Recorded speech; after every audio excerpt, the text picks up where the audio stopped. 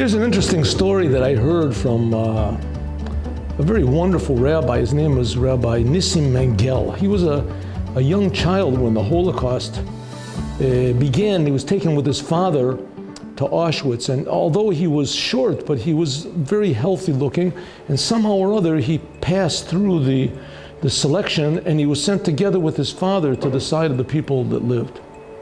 They were ordered to remove their clothes and put on clothes of the concentration camp, but there was nothing to fit him because he was very small. But nevertheless, he put on the clothes, and when they went to the next station, so the commander there said, "What's this? What type of clothes are you wearing? They're too long. Go back to the pile and bring back your regular clothes until we find clothes that fit you."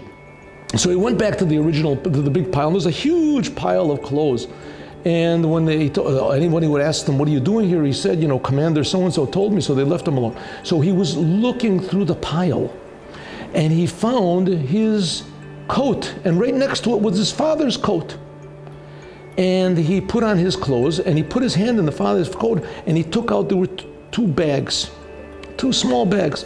One bag had a few sardines in it, and the other bag had a pair of small tefillin.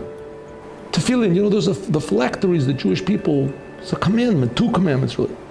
So he hid them under his coat, under his shirt, and he went back and stood next to his father. And when he was sure that nobody was watching, so he took out one of the bags and he surreptitiously gave it to his father. It happened to be the bag with the sardines in it. His father was a very clever person, and he looked and he realized these sardines could be the difference between life and death, because they already hadn't eaten for a couple of days, and there was no sign that they were going to give them in the near future. So he saw the sardines and was tremendously happy. The next opportunity that they had, so he said, "Father, I have something else." He opened up the bag, and it was a pair of tefillin, small tefillin. He said his father did everything he could not to burst out crying, to show that there was something unusual. He said he never saw such happiness. His father hid the tefillin, and afterwards, somehow or other, the word got out that there was one of the prisoners had tefillin, and every day, in fact every night, because in the daytimes they were all working, so the only time they could put on tefillin was in the nighttime. And they could only put on for a couple of seconds because there was a long line that formed.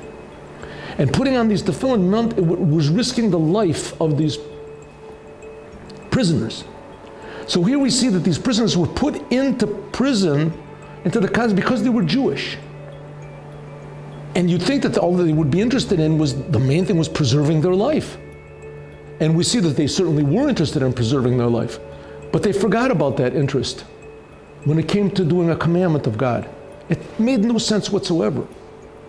But that's the essence of what the Jewish people are. It makes no sense. The Jewish people says God has elevated us above all tongue.